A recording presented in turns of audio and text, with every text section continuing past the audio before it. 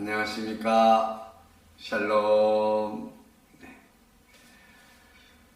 오늘은 사순절 31번째 날입니다. 오늘도 주님과 함께 하는 행복한 하루가 되시기를 바랍니다. 오늘 함께 읽을 하나님의 말씀은 마가복음 13장 14절로 37절까지의 말씀인데요. 제가 다 읽으면 좀 긴 것 같은데 제가 23절까지만 읽도록 하겠습니다. 14절로 23절까지만 읽도록 하겠습니다. 멸망에 가정한 것이 서지 못할 곳에 선 것을 보거든 그때 유대에 있는 자들은 산으로 도망할지어다.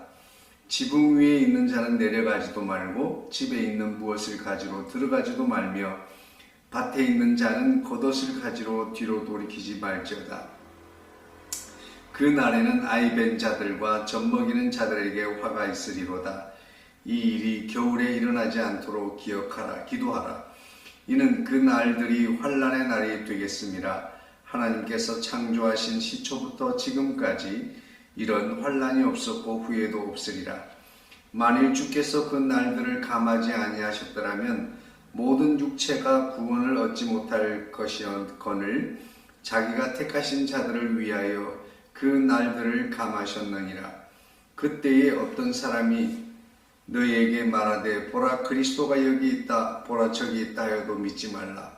거짓 그리스도들과 거짓 선지자들이 일어나서 이적과 기사를 행하여 할 수만 있으면 택하신 자들을 미혹하려 하리라. 너희는 삼가라. 내가 모든 일에 너희에게 미리 말하였노라.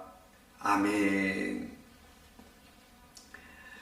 오늘 이야기는 주님께서 마지막 때에 일어날 징조 그리고 일어날 일들에 대해서 말씀하시는 그 연장선상에서 있습니다. 말씀하시는 건 첫 번째 말씀은 그거예요. 멸망에 가정한 것이 선 것을 보거든 이렇게 말씀하고 있습니다. 멸망에 가정한 것, 그것은 과연 구체적으로 무엇을 의미하는지는 우리가 알 수 없습니다. 하지만 참 있을 수 없는 일들이 일어나는 경우를 보는데 예수 그리스도 안에서 우리의 믿음 안에서 멸망에 가정한 것이 무엇일까 생각할 때 신학자들 또 역사자들이 많은 사람들이 지지하는 의견 중에 하나는 바로 로마가 AD 70년경에 로마 장군 티투스에 의해서 예루살렘 성전이 파괴되고 더럽혀진 것을 말합니다. 그때 로마 군인들은 예루살렘을 점령한 후에 성전의 제사 제도를 없앴고 성전의 가장 높은 곳에 황제의 우상을 세우기도 했다고 합니다.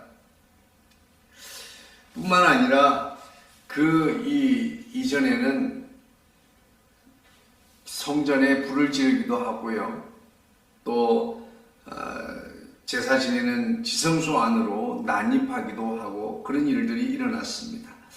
그래서 이런 일들이 멸망한 것에 가정한 것이 서지 못할 곳에 서는 일이 아닐까라고 생각을 하게 됩니다.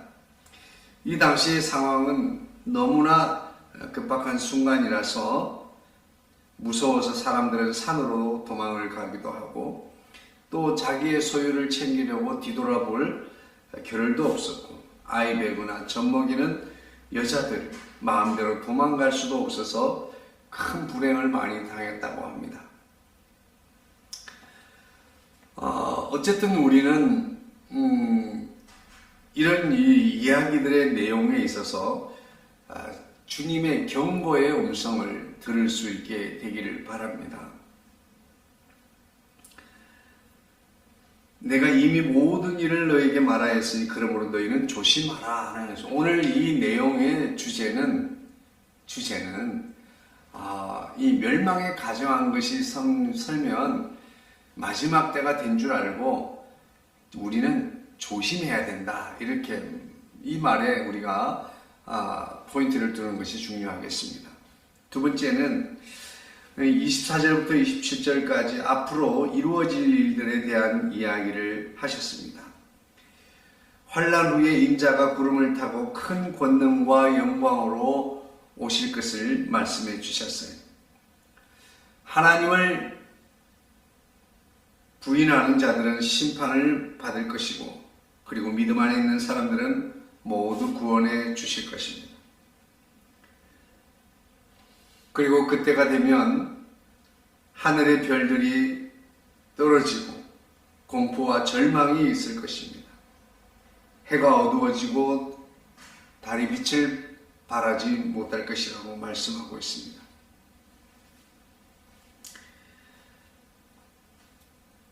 그리고 마지막으로는 마지막 때를 준비하는 성도들의 자세에 대해서 말씀해 주고 있습니다. 때가 언제인지 우리는 분명하게 알 수가 없습니다. 그것은 오직 하나님만 아신다고 그랬습니다. 아버지만 아신다고 그랬어요. 그래서 천사들도 모르고 아들도 모릅니다. 그러므로 마지막 때가 언제가 되더라도 우리가 관심을 두어야 할 것은 마지막 때를 어떻게 준비하며 살 것인지에 관한 것입니다. 그런데 많은 사람들은 이 성경을 보고 이 성경 속에서 무엇인가를 찾아내려고 합니다. 산이 어디일까? 밭은 어디일까? 겉옷은 무엇일까?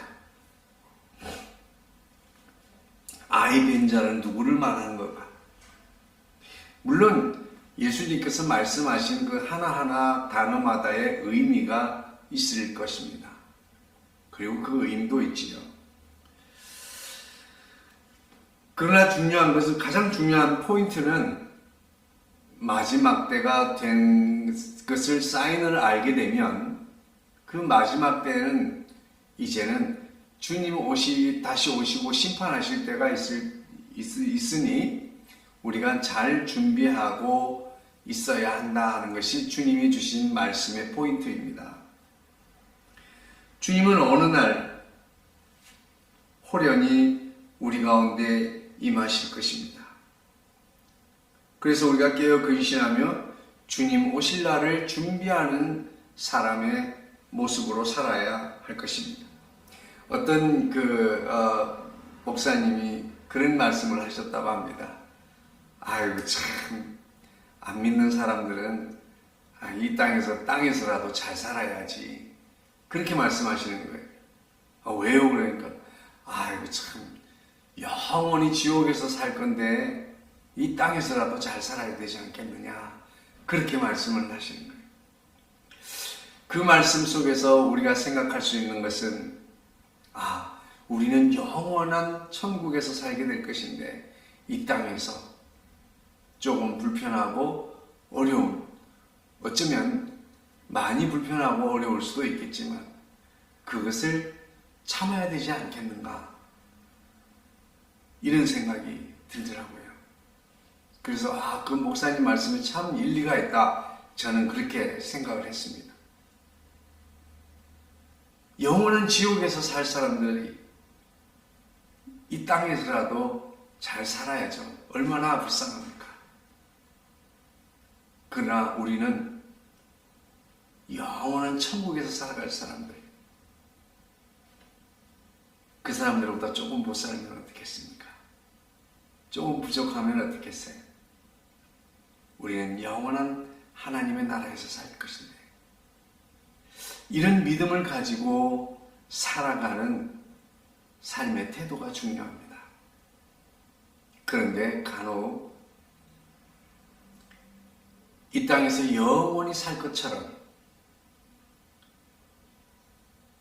흉악하게, 부도덕하게 그렇게 살아가는 사람들이 있습니다.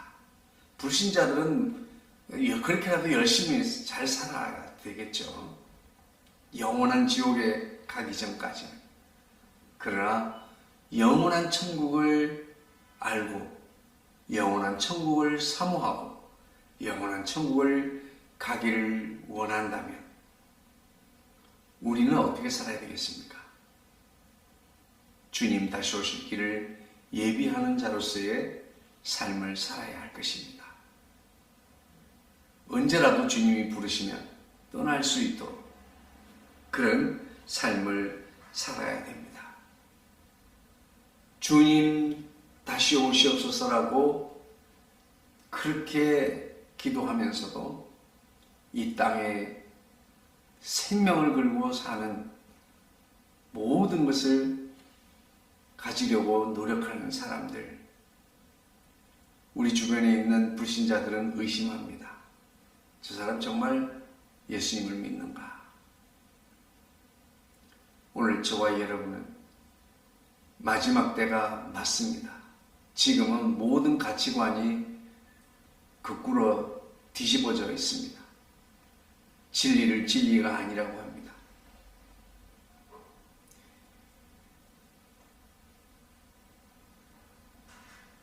이 세상에 말도 안 되는 것들을 말이 되게 하고 있습니다. 그런 시대를 우린 살고 있어요. 남자와 여자를 칭하지 말라고 하니요. 제3의 성이 또 있다고 합니다. 이게 무슨 말도 안 되는 거예요. 이런 시대에 그야말로 멸망에 가정한 것이 선 것을 보는 시대를 살고 있습니다.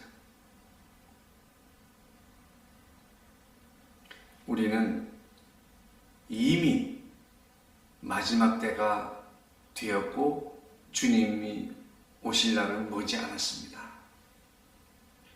그러므로 우리가 이 땅에 사는 동안 우리는 내 삶에 대해서 힘들고 어려운 가운데 있다 할지라도 나의 십자가를 지고 주님의 뒤를 따르겠습니다 라고 하는 이런 각오로 내 삶에서 원망하고 불평하면서 살지 말고 살아가는 가운데서 오늘도 우리가 그리스도인으로서 소금과 빛의 사명을 감당하며 무엇보다도 우리가 존재하는 이유는 그렇게 십자가에서까지 죽으시면서까지 사랑하시기를 원하고 구원하시기를 원하는 그 형제와 자매들이 아직도 우리 주변에는 돌아오지 않고 있다고 하는 사실을 우리가 분명하게 기억하고 그들을 주님께로 인도할 수 있도록 최선을 다하는 그런 믿음의 삶을 살고